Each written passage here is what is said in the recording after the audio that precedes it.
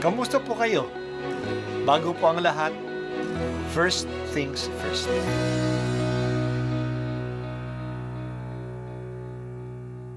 Good morning po. Sinisimulan po natin ngayon ang first things first. At dito po, tinatalakay natin sa unang bahagi ng umaga natin ay ang first readings na binabasa po sa banal na misa. Ito pong tinatalakay natin kasi madalas po kasi marami na tayong alam tungkol sa gospel readings. Pero konti po ang nagsasalita sa first readings. Pero ang first readings, bahagi din po yan ng Biblia, ng banal na kasulatan. Kaya susubaybayan po natin ang mga first readings.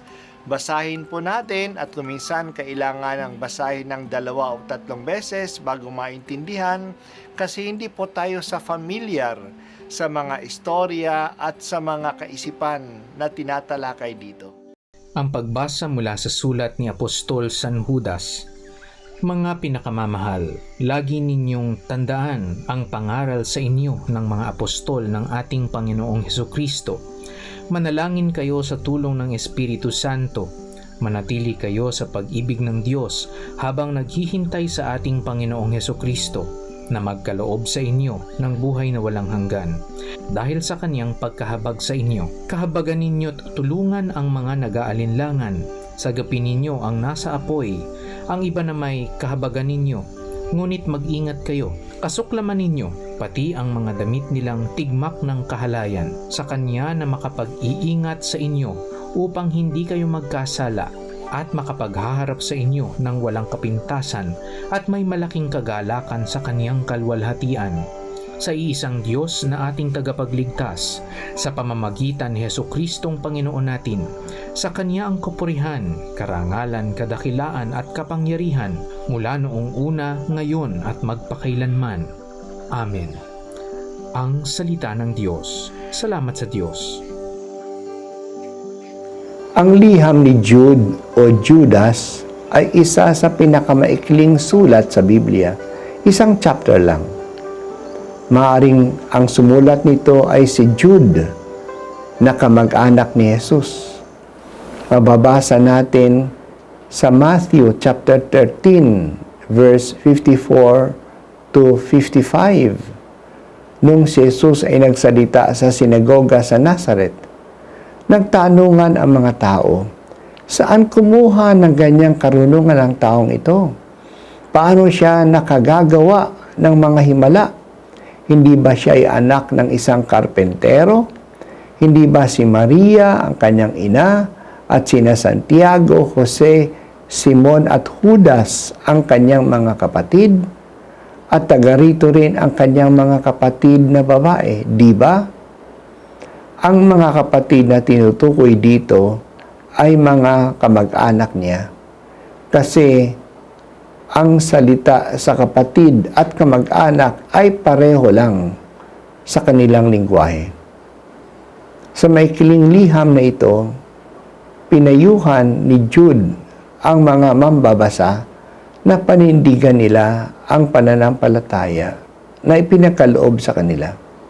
Ang ibig sabihin nito na sa panahon noon ay mayroon ng ibang mga aral na kumakalat sa mga Kristiyano.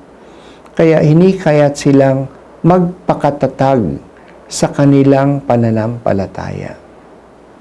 Tumawag sila sa Espiritu Santo na tulungan sila. Pero hindi lang sapat na tapat sila sa doktrina.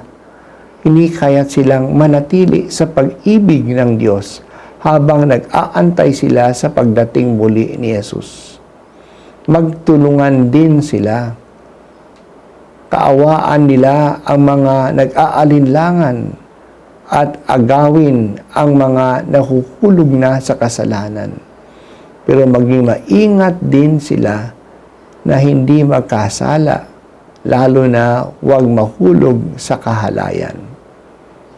Ang paalaalang ito ay para din sa atin ngayon. Maging maingat tayo na hindi mahaluan ng kamalian ang ating pananampalataya.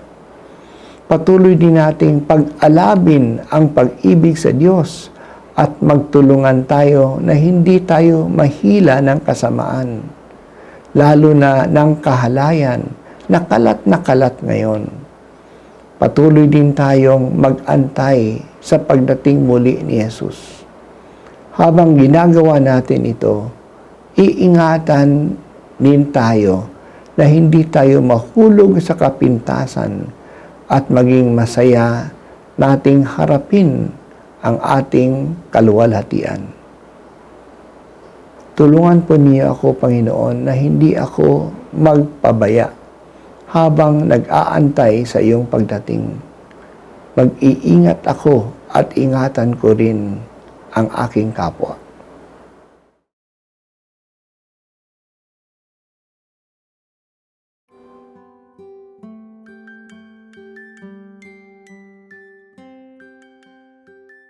At ako po ay si Bishop Broderick Pabilio dito sa First Things First.